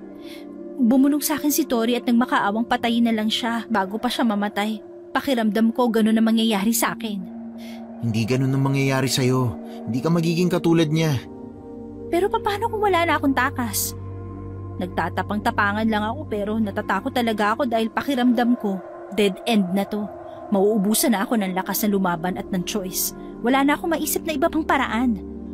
Anong wala kang maisip? Sinubukan mo na ba ang lahat? Ginawa mo na ba ang lahat? Hindi pa naman, di ba? Gagawa tayo ng paraan, Carla. Hindi ka makakasal sa kanya. Hindi ka makukulong sa buhay na hindi mo deserve. Teka lang, bakit hindi ka nalang umalis? Bakit hindi tayo umalis lahat? Magpakalayo-layo tayo rito. Masusundan nila tayo. Ang sabi ni Tia Carmen, wala na kaming choice. Dahil kahit saan kami magpunta, susundan at susundan nila kami. Nasubukan nyo na ba? Hindi pa, pero... Hindi pa. Susubukan natin yan. Lalayo tayo. Alam mo, may tito akong pari sa Maynila. Pwede tayo magstay doon. May mansyon doon ng mga madre at nag-aasikaso sa simbahan na nandoon. Blessed na mga bahay at lahat ng nandoon. Maganda na doon muna tayo magstay. Seryoso ka ba? Mukha ba ako nagbibiro? Hindi, pero malaking bagay itong gagawin natin. Malaking bagay na to sa'yo. Maliit lang to kumpara sa mga bagay na kaya kong gawin para sa'yo. Isagani. Baka gusto mo na magpakasal na lang tayo. Baliw! Biro lang, to naman. Yung sinabi mo tungkol sa tito mo, seryoso ka ba o nagbibiro ka lang? Seryoso yun Seryoso ako, Carla. Seryoso ako sa'yo kaya gagawa tayo ng paraan. Bibili ako ng tiket bukas ng umaga para maasikaso natin kagad yung pag-alis natin. Pero hindi ka ba mahihirapan ng ganun? I mean, malayo ang Maynila sa bahay mo. Ang bahay ko ay kung nasan ka, Carla. Ako? Oo, at ikaw lang. Hindi mo kailangan bumawi o bigyan ako ng kapalit. Basta makatulong lang ako sa'yo, masaya na ako. Maraming salamat talaga, Isagani. Sobrang laki ng utang na loob ko sa'yo. Naku, wala yun. Handang-handa akong tumulong basta ikaw, Carla. Salamat. Babawi ako. Basta pagdating natin sa Maynila, libre kita. Date? Date? Oo, tayong dalawa, magde-date. Oo na, sige na. Date na yon. Talaga? Yes! Unang date natin yun. Naku, mag-iisip na kagad ako ng isusuot. Parang bata eh. Bumalik na si Carla sa silid at nakitang gising pa pala ang kanyang tiya Carmen na malalim ang iniisip. Masayang kinuwento ni Carla ang plano nila ni Isagani, ngunit hindi sumang-ayon doon si tiya Carmen. Tiya, subukan na lang natin. Sa pagsubok na gagawin natin, manganganib ang buhay natin, Carla. Hindi mo ba naisip yon? Siyempre po naisip ko yun. Naisip ko ang lahat ng mga posibilidad na pwedeng mangyari, pero tiya, ano pa ba magagawa natin? Huwag mong sabihin na sang-ayon ka sa sinabi ni Andres. Huwag mong sabihin na pumapayag ka na magpakasal ako sa aswang kasi pakiramdam mo ligtas tayo doon. Hindi, Carla. Hindi yan ang gusto ko. Sa totoo lang, nagdadalawang isip talaga ako. Natatakot lang ako pero ayokong ipalit ang kalayaan at kapayapaan mo para sa kaligtasan natin. Mahal kita dahil ako ang nagpalaki sa'yo. Ayoko masayang ang buhay mo. Alam ko po yun, tiya. At masaya ako na naintindihan mo ang nararamdaman ko. Pero ang kailangan po natin umalis. Kailangan nating tumakas. Ligtas tayo sa lugar na yon. Maraming pare, madre, simbahan, holy water, hindi na tayo malalapitan. Kung kailangan kong magmadre para lang makaligtas, gagawin ko talaga. Mabuti na lang pala at nandyan si Isagani. Oo nga po nakakatuwa naman. Baka ito na ang chance ni Isagani na mapansin mo. Tiya naman, nagawa pang mang-asar eh. May malay mo naman, di ba? Nagpapasalamat lang po talaga ako kay Isagani. Nagpapasalamat sa simula, tapos susunod, kayo na. Tiya! Sige na. Hindi na ako mang-aasar. Matulog ka na at halatang pagod na pagod ka. Opo, kayo rin. Matulog na po kayo at baka bumiyahe na tayo bukas. Sige, Carla. Pasensya ka na, ha? Ayos lang yun, tiya. Sabi mo nga, di ba? Normal po ang matakot pero ang magiging mas mahalaga ay ang ating aksyon at desisyon. Ang mahalaga, hindi tayo matatalo ng takot natin. Halika nga at yayakapin kita. Sa dami ng mga nangyari sa atin, pakiramdam ko, nalimutan ko nang sabihin sa'yo kung gaano ka kahalaga sa akin. Kahit naman po hindi niyo sabihin, alam ko yun, tiya. Maliit na bagay yun. Humihingi ako ng tawad sa iyo, Carla, dahil nadamay ka pa sa gulo na hindi ka naman kasali. Kasali po ako. Lagi mo akong kasama, tiya. Hindi ka po nag-iisa. Kinabukasan ay nakabili na ng tiket ng bus si Isagani at hindi na siya nagsayang pa ng oras. Mabilis na nag-impake si Carla, tiya Carmen at Isagani patungong Maynila. Bumili muna ng pagkain ng tatlo na sapat na baon nila sa kanilang biyahe at saka sumakay ng bus. Habang nasa bus ay hindi mapigilan ni Carla ang kabang nararamdaman at napansin yun ni Isagani. Uy, ayos ka lang ba? Oo, wag mo lang akong pansinin. Kinakabahan ka? Hindi Kinakabahan ka eh. Okay lang yan, makakaalis na tayo. Bakit ba ako kinakabahan? Paano kung may mangyari pala hindi maganda kaya ganito ang pakiramdam ko? Walang mangyayaring masama sa'yo. Bakit kinakabahan pa rin ako? Bigla tuloy akong nagdalawang isip kung kaya ko bang ginagawa ko eh. Siyempre naman kaya mo. Nandito ka na, Carla. Saan ka pa ba nagdadalawang isip? Hindi ko alam, parang may mali. Anong mali? Sabi ni tiya sa akin, Kahit saan ako magpunta at kahit anong gawin ko, susunod at susunod ang mga aswang sa amin. Paano kung nakasunod sila? Makakatakas ba talaga ako, Isagani? Nakatakas ka na, Carla. Hindi pa. Hanggang wala pa tayo sa Maynila, nakakulong pa rin ako. Hindi ko alam. Nag-iisip lang talaga ako sa mga bagay-bagay. Nakahinto ang bus natin at lumabas ang driver. Lalo tuloy akong kinakabahan eh. Halata nga eh. Okay lang yan, kabado ka lang. Ganito na lang ha, iwasan natin ang mga negatibo. Nasa biyahe tayo at papuntang Maynila. Marami tayong pwedeng gawin at puntahan doon. Ano naman ang mga yun? Pwede tayong mag-Rizal Park, Museum, Ocean Park. Maraming mga masasarap na kainan doon. Di ba mahilig ka sa barbecue? Oo. Marami bang ganun doon? Oo naman, maraming masasarap na restaurant doon. Tapos doon sa titira natin, malapit din sa mga mall. Masarap mag-ikot-ikot doon tuwing hapon. Pinaalam ko na rin na ang kwartong titirhan mo yung pwedeng palitan ng kulay sa loob at lagyan ng mga bagong design. Pumayag naman sila. Baliw ka, nakakahiya naman yun. Di dito ko naman yun tapos close kami. At close rin naman tayo kaya huwag mo nang isipin yun. Huwag ka nang mahiya. Tandaan mo basta pagdating sa akin, hindi mo kailangan mahiya. Sandali, ano yun? Ano? Bakit ka ba nakatingin sa labas ng bintana? Para kasing may nakita akong lumilipad. Ibon lang yun. Hindi. Parang masyadong malaki eh. Baka puno lang, pinapalibutan tayo ng puno eh. Hindi, sandali. Bakit parang ang dami? Ano? Patingin nga. Ayun nakikita mo ba? 1, 2, 3, 4, 5. Hindi ko gaanong makita masyadong madilim. Tingnan mo mabuti. Ay, naku, oo nga. Nakikita mo na? Oo, ang dami nga nila. Mukhang hindi hata ibon yung mga yan Hindi na nga. Mukhang mga aswang, mga tik-tik, Isagani. Nasundan nga nila tayo. Alam kaya nila na nandito tayo sa loob ng bus? Walang ibang bus sa paligid at... Ano? Tiningnan nila ako. Nakita nila ako. Ano? Matatalas bang mga mata nila? Oo. Ano gagawin natin? Palapit na sila. Papunta na sila sa atin. Kumalma ka muna, Carla. Hindi ko kayang kumalma. Maraming pasahero sa bus at merong 2 sanggol. Paborito nilang sanggol, Isagani. Ayoko maraming madamay sa problema ko. Bumaba na lang tayo. Bakit tayo bababa? Saan naman tayo pupunta? Hindi ko rin alam. Basta, bababa ako. Bababa tayo. Nagmadali si Carla na bumaba, dala ang kanyang mga gamit at nagsaboy siya ng asin sa bus. Nakasunod sa kanya sina Tia Carmen at si Isagani na alerto sa kung anumang pwedeng mangyari. Binilisan ni Carla ang takbo nang makitang nakasunod na sa kanya ang mga aswang. Pumasok silang 3 sa kakahuyan at nagsaboy siya ng asin sa mga puno at daraanan nila. Hindi sinasadyang mahiwalay ni Tia Carmen sa kanilang dalawa. Pumutol ng tig-isang sanga si Carla at Isagani at pinaghahampas nila ang mga aswang na pilit na lumalapit sa kanila.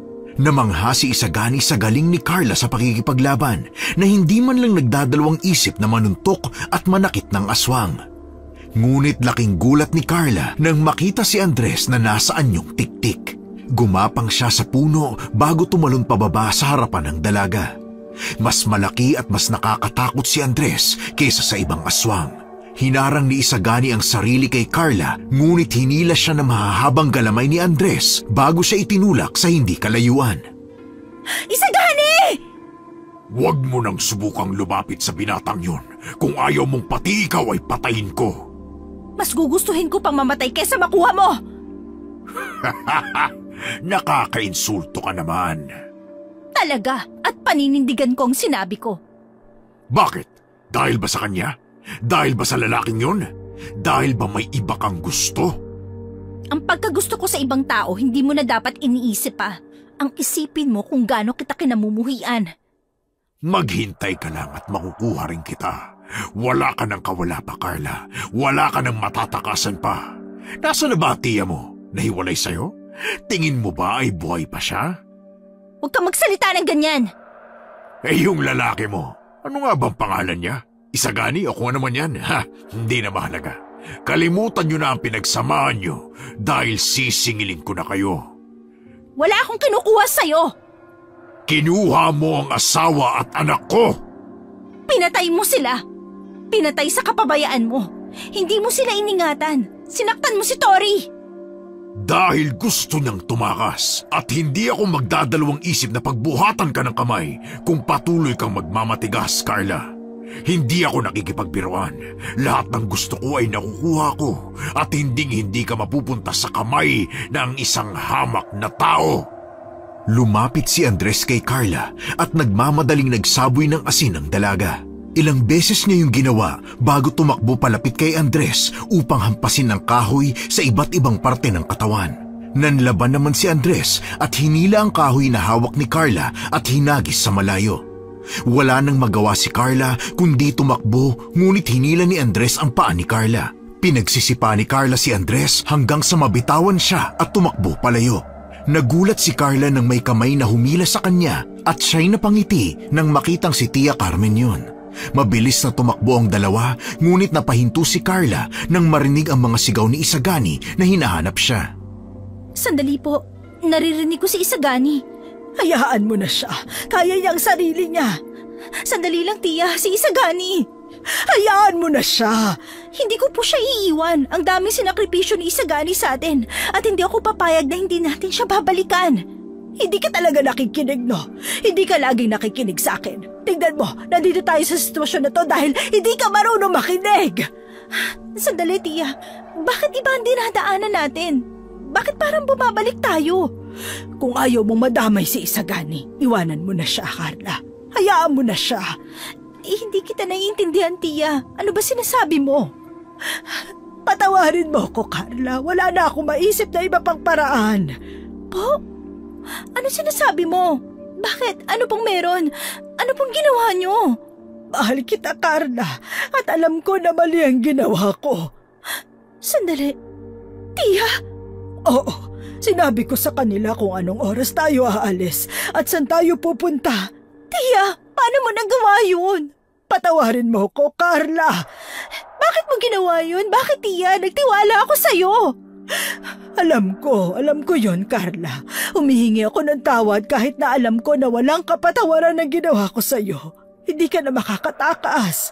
Napapalibutan nila tayo at huwag kang mag-alala. Wala silang gagawing masama kay Isagani. Nangako sila. Bakit po ba ang taas ang tiwala mo sa mga aswang na yan?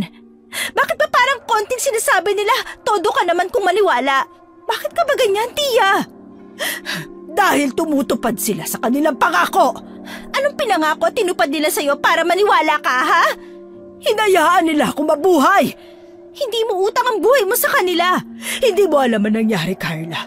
Hindi mo alam ang tunay na nangyari. Ano po ba yun? Gugustuhin mo pa bang malaman? Opo, sabi mo wala na akong takas. Kung mamamatay man ako o makuha nila, kung ito ang huling araw na magkikita tayo, sabihin mo na po sa akin ang lahat. Ipaalam mo na lahat ng kung ano man ang tinatago mo. Kaya ako takot na takot sa mga aswang dahil yun sa pagkamatay ng kapatid ko. Oo, Carla, dahil yun sa pagkamatay ng iyong ina. Ano? Ano pong kinalaman ni Mama sa mga nangyayari? Nagtrabaho kami bilang tagapagpaanak sa mga baryo at nakatanggap kami ng tawag mula sa Barrio Lorenzo. Nagpunta kami ron at nagulat ang malaman at makita mismo sa sarili naming mga mata na totoo nga ang mga usapin na aswang ang mga taga-baryo na yon. Ano po? Bali, hindi totoo na may utang na loob ang mga lolo at lola natin? Hindi. Patawad, Carla. Gawa-gawa ko lang ang mga yon dahil ayoko malaman mo ang katotohanan. Pinatay ba nila si Mama? Pinatay ba ng mga aswang ang mama ko? Pagpunta namin ron at magpapaanak, nanlaban ng mama mo. Kaparehong-kapareho mo siya. Ikaw na ikaw, matapang at handang sabihin ang lahat ng kanyang nasa isipan. Magkaiba kami, Carla. Magkaiba tayo. Tumakas kami at tumakbo sa kakahuyan. Pinauna ako ng mama mo at takot na takot ako. Hinabol kami ng mga manananggal. Alam namin na papatayin kami kung mahuhuli kami. Nahila ako ng manananggal at ililipad na pala yun nang iligtas ako ng mama mo. Ikinamatay niya yun at takot na takot ako dahil sa aming dalawa. Siya ang handang lumaban, siya ang matapang, siya ang palaban, at siya ang gustong mabuhay. Ngunit ako ang naiwan sa aming magkapatid. Pinatay nila si Mama? Papatayin na rin nila ako, ngunit nakaisip ako ng isang maling plano. Isang masama at makasariling plano na walang ibang maliligtas kung hindi ako lang dahil aminado ako. Makasarili ako. Ano pong ginawa mo? Sinabi ko na magsisilbi ako sa kanila bilang tagapagpaanak. Napaisip sila ngunit hindi yun sapat upang mabagong isipan nila at wag na akong patayin. Naalala kita at hindi na ako nag-isip pa. Sinabi ko na kapapanganak pa lamang ng mama mo at may sanggol sa bahay namin. Iniisip ko na gugustuhin ka nilang kainin dahil isa kang sanggol. Bago, malinis, maamo, walang muwang sa mundo. Isang ulila at masarap na laman. Paano mo nagawa yun, Tia? Hindi ako patatawarin ng Diyos sa bigat ng nagawa ko at alam ko yon. Naiintindihan ko kung galit ka sa akin, kung nahihirapan kang intindihin ng lahat. Sabi lang nila na hindi ka nila kakainin at gagalawin dahil kailangan nilang serbisyo mo sa iyong paglaki. Kailangan ka nila pag tumigil na ako magpaanak sa mga buntis na aswang sa Barrio Lorenzo. Hindi ko inaasahan na matitipuhan ka ni Andres at gugustuhin na maging bagong asawa. Patawarin mo ako, Carla. Nagsinungaling ka sa akin, Tia. Buong buhay ko, pinaniwala mo ko na namatay si Mama sa malubhang sakit. Dahil hindi ko alam kung ano sasabihin ko sa iyo. Hindi ko alam kung paano ipapaliwanag na ako ang dahilan ng lahat ng mga bagay-bagay na ito. Ayokong lumaki kang galit sa akin. Ayokong kamuhian mo ko habang lumalaki ka, Carla.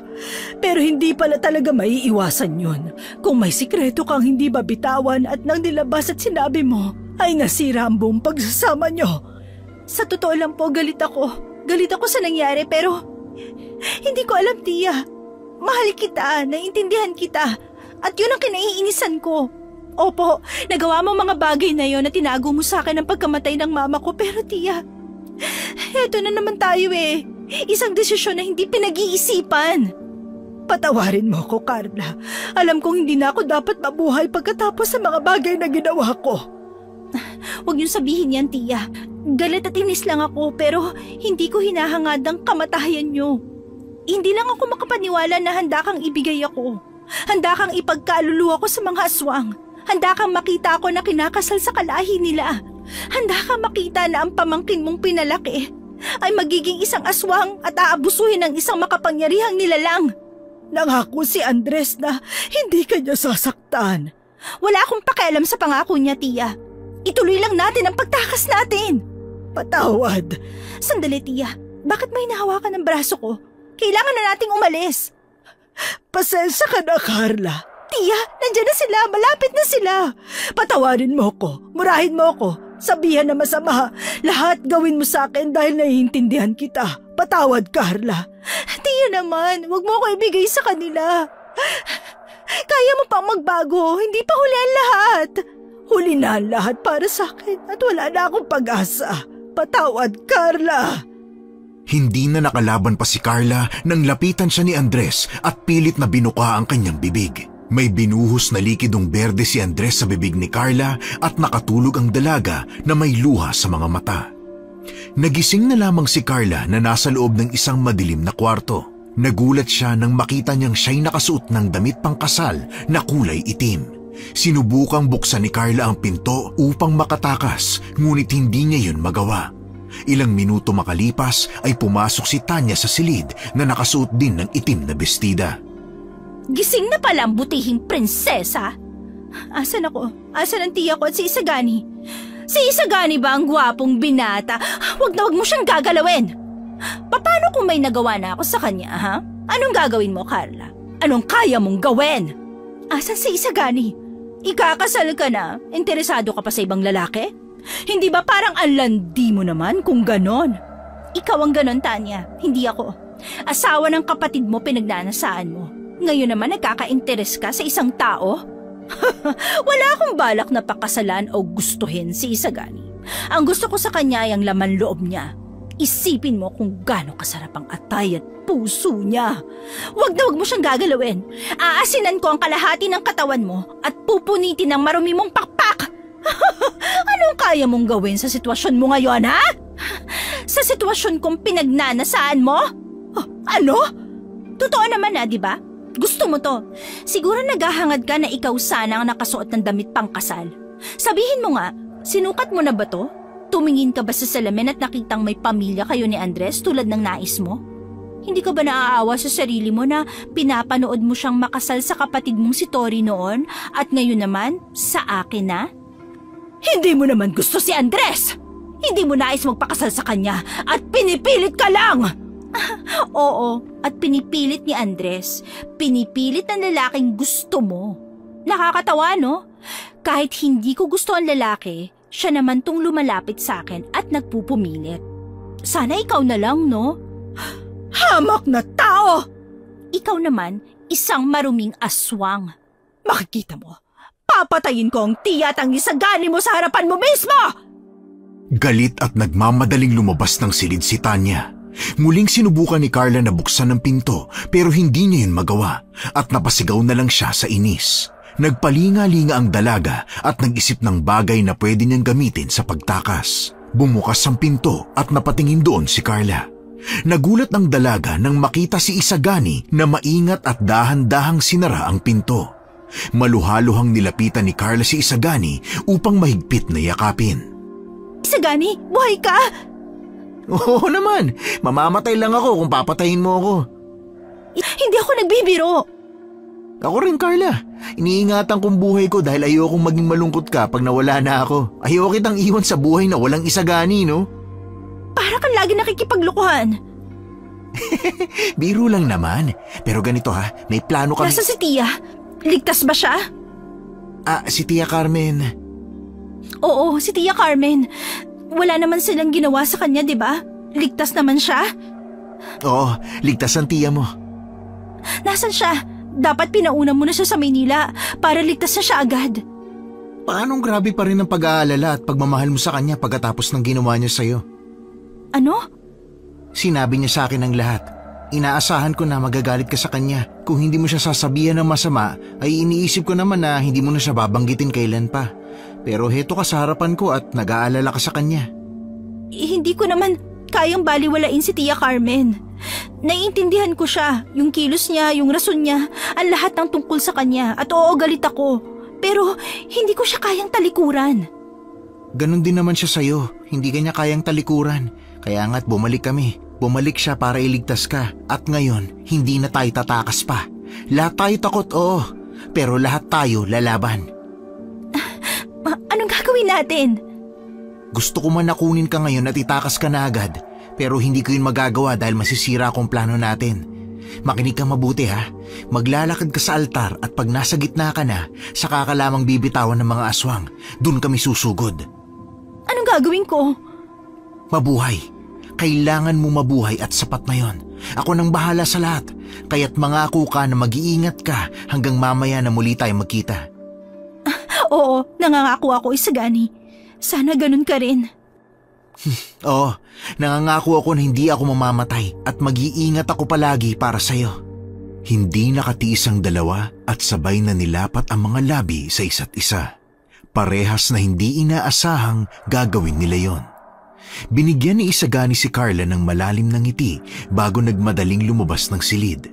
At ilang minuto ang lumipas ay pumasok na ang ilang aswang at hinawakan sa magkabilang braso si Carla.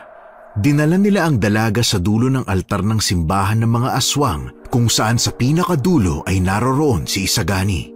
Kinuhaan ng dugo si Carla at hinalo yun sa dugo ni Andres at sa tubig. Ininom ni Andres ang dugo at nagulat ang lahat nang biglang umusok ang bibig ni Andres. Sunod-sunod na pana ang tumama sa mga aswang at mga asin na nagkalat sa paligid. Napangiti si Carla dahil nakita niya ang mga kapwa-tao sa sariling baryo kasama ni Isagani. Hindi nagdalawang isip si Carla na kumuha ng asin at bawang upang gamitin na panlaban sa mga aswang bago pa sila magbagong anyo at makatakas. Nakita ni Carla na palapit sa kanya ang tiya at tinulungan siyang tanggalin ang tali sa mga kamay. Mahigpit na nagyakapan ng dalawa. Carla, ayos ka lang ba? Kumusta ka? May ginawa ba sila sa'yo? Ayos lang po ko, Tia. Wala po silang ginawa sa akin. Wala pa po silang ginagawa dahil dumating po kayo. Dahil po dumating ka, nandito ako at tinulungan ako. Patawarin mo ako. Mahal na mahal kita at pinagsisisihan ko kung bakit kita nagawan traidorin. kung bakit kita pinagkalulo para sa sarili kong kaligtasan. Patawarin mo ko, Carla. Opo, tiya, huwag ka mag-alala. Lilipas din ang inis ko, pero ang pagmamahal ko sa'yo kailanman hindi mabubura. Aalis tayo sa gulo, pero bago yon, tatapusin natin ang naumpisahan natin. Sabay nating tatapusin ito. Opo, tiya. Mahal na mahal kita. Parehong-pareho kayo ng nanay mo. Bumalik ang magtiya sa pakikipaglaban sa mga aswang at inabutan ni Isagani ng buntot ng pagi si Carla na ginamit ni Carla sa mga aswang. Ngunit hindi niya sinasadyang mabitawan yon nang hablutin siya ni Andres at nilipad sa ere. Nanlaban si Carla at bumagsak siya sa sahig. Nagmadaling tumakbo palayo si Carla hanggang sa makorner siya ni Andres. Hindi na ako natutuwa sa'yo, Carla. Tama nga si Tanya. Isa kang banta sa lahi namin. Sana nga nakinig ka na lang, di ba? Kung nakinig ka kay Tanya, baka wala tayo sa sitwasyon na to. Maganda ka sana kung nakatikom lang ang bunganga mo. At ikaw naman, walang maganda sa'yo at maitim pa ang budhi mo. Hindi lang kita pakakasalan. Pahihirapan pa kita, Carla. Araw-araw kang maghihirap sa piling ko. Araw-araw kang magmamakaawang mamatay. Pero hinding-hindi ko gagawin sa'yo. Mas malala ang sasapitin mo sa sinapit ni Tori. Hindi mo matutuloy ang lahat ng plano mo. Huwag mo akong lalapitan. Huwag kang lalapit! Ngayon naman ay natatakot ka? Lumapit si Andres kay Carla at pilit siyang hinalikan sa mga labi. Nagulat si Carla nang sumigaw si Andres na nananakit ang mga labi. Umuusok ito at nalalapnos.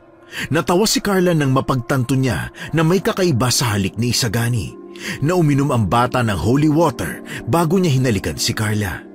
Malakas na umiyak si Andres na kumuha ng atensyon ni Tia Carmen at Isagani. Nagtulungan ang tatlo na kalabanin si Andres na nanghihina na hanggang sa tuluyang matalo ang kalaban. Humangin naman ng malakas nang sumigaw si Tanya na galit kaya tumalsik ang tatlo palayo at lumipad si Tanya na nakaanyong manananggal na. Nandiri si Isagani nang makita na kalahati ang katawan ni Tanya. Kinuha ni Tanya si Tia Carmen at nilipad palabas sa mansyon. Galit na galit namang hinabol ni Carla si Tanya palabas at nagtungo sa bubong si Tanya. Ngayon ka magmatapang, Carla. Bitawan mo ang tiya ko!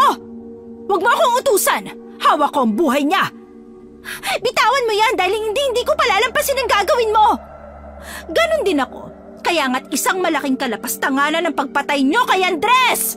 Dapat lang yun sa kanya at ganon din ang mangyayari sa iyo ngayong araw na to. Hindi ko kayo titigilan! Magmatapang ka pa at ihuhulog ko talaga sa bubong ang tiya mo! Huli na ang lahat, Tanya! Ano? Ayan na ang araw! Araw lang yan. Kaya kong lumipad palayo. Pero ang kalahati ng katawan mo, hindi kaya. Ano? Sige, tumakbo ka. Tumakbo ka sa pinakamalayong lugar. Magtago ka, umalis ka, pumunta ka sa kahit saan mo gusto. Pero eto, mananatili to sa iisang lugar hanggang sa maging abo kagaya ni Andres. Bitawan mo yan! Bitawan mo kalahati ng katawan ko! Huwag mo akong susubukan, Carla! Huwag ka nang magmayabang dyan! Pakiusap! Bitawan mo yan! Bitawan mo na! Bitawan mo ang kalahati ng katawan ko! Tanya, pasensya na. Hindi ako maawain! Hindi nagdalawang isip si Carla na buhusan ng holy water, asin at bawang ang kalahating parte ng katawan ni Tanya hanggang sa magliyab yun at kasabay ng pagsigaw ni Tanya. Nabitiwan ni Tanya si Tia Carmen at sinalo naman siya ni Isagani. Hindi pa nagtagal ay nasunog na rin ang itaas na parte ng katawan ni Tanya dahil nasikatan na ito ng araw.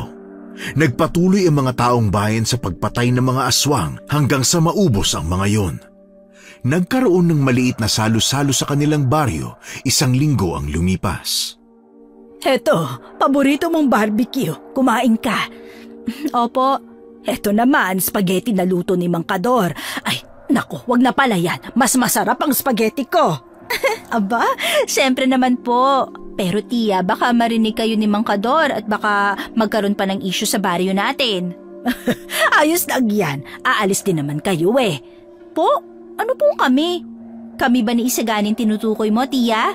Oo, sino pa ba? Ano pong kami? Tayo po ang pupunta sa Maynila upang mamasyal. Hindi nyo na ako kailangan pang isama. Naku, hindi po yan pwede. Isasama ko kayo. Isasama namin kayo sa ayaw at sa gusto nyo. Huwag po kayo mag-alala, tiya. Saka, saglit lang po yun. Babalik din tayo agad. Medyo nakakasawa na po rito sa probinsya eh.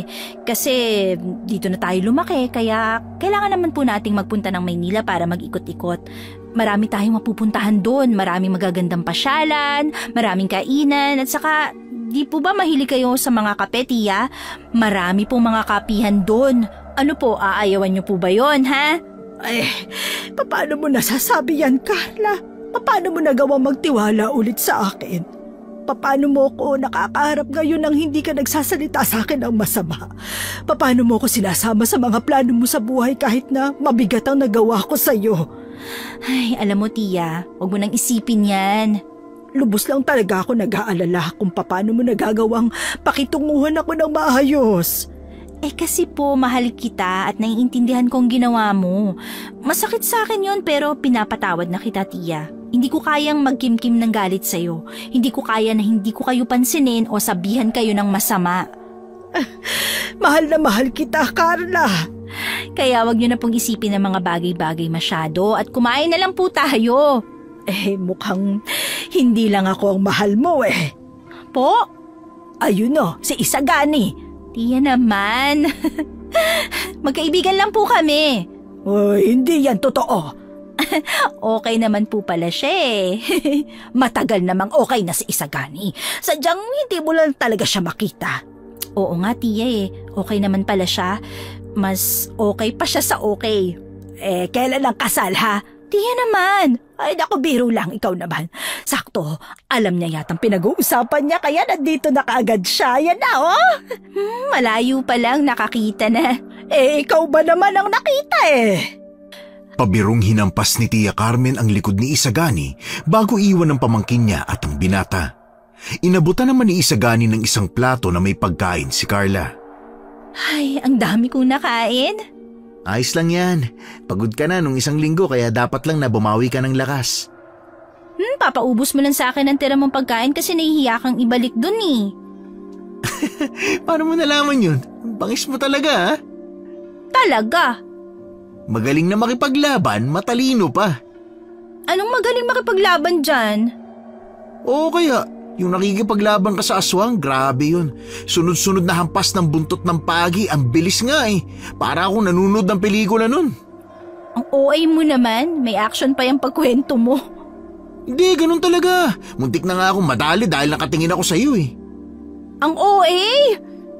Tapos may nagtanong pa nga ng pangalan mo kasi nagalingan at nagandahan sa'yo. Sabi ko, kasintahan ko yan, boy. Ano sabi mo? Ay, hindi pa ba? Hindi pa. Ay, oo nga pala, pasensya na ha. May ibibigay pala ako sa'yo, Isagani. Anong laman itong kahon? Buksan mo kaya nang malaman mo. Uy, salamat Carla. Nag-abala ka pa talagang magregalo ha. Gusto ko lang bumawi. Gusto mong bumawi? Oo. Tara na, tumayo ka na dyan. Bakit? Basta tumayo ka na, magsasayaw tayo. Tayo lang tapos bigla ka magsasabi na magsasayaw tayo? Sakto kasi, malumani yung kanta eh. Sige na nga, nahiya ako na tumanggi sa'yo eh. Ano?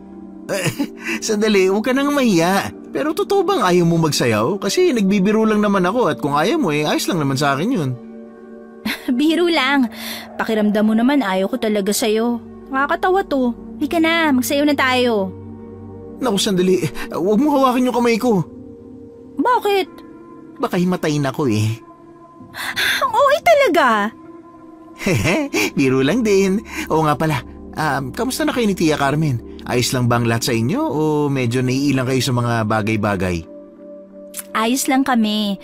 Si Tia yata ang naiilang pero pinaulit-ulit ko na okay kaming dalawa at hindi ako galit sa kanya. Ay, kalimutan niya na yon at handa akong magsimula ulit. Magsimula kasama niyong dalawa. Masaya ako na okay kayo ng Tia Carmen mo. Basta pag may problema ka o may bumabagabag sa'yo, lagi mo akong lalapitan ha. Lagi mong sasabihin sa akin kasi di ba, malay natin makatulong ako. Oo, pangako yan. O ano nang plano mo ngayon? Ano nang balak mo, Carla? Gusto ko sanang ipagpatuloy ang nasimulan ko. Anong ibig mong sabihin? Gusto ko sana na matuto pang lumaban sa mga aswang. Marami pa rin ang nakatakas. Gusto ko silang makita ulit. Gusto ko silang matalo. Ayokong matakot ang mga tao sa kanila. Ayokong mapunta sila sa sitwasyon na napuntahan ko. Aba, kung yan ang gusto mo, susuportahan kita. Sasamahan kita riyan. Interesado rin naman ako sa kanila. Pero lalo na sa'yo. Masaya ako naging malapit tayo sa isa't isa. At nandyan ka kung kailan namin kailangan ng kasama. Sa mga sumunod na araw ay lalo pang naging malapit si Isagani at Carla, habang si Tia Carmen naman ay nakasuporta lang din palagi kay Carla at sa kung anumang desisyon ang gagawin ng kanyang pamangkin. Nangako si Carla sa kanyang sarili na walang sino man ang makakasapit ng dinanas ni Tori sa kamay ng mga aswang. Hindi man maganda ang nangyari kay Carla at Tia Carmen, ay marami naman silang natutunan at nagbukas pa yun ng mga oportunidad na maging malapit sa mga taong nasa paligid nila. Nag-ensayo pa ng nag-ensayo si Carla kasama ang nobyo na si Isagani upang mapanatili ang baryo nila na ligtas mula sa mga aswang.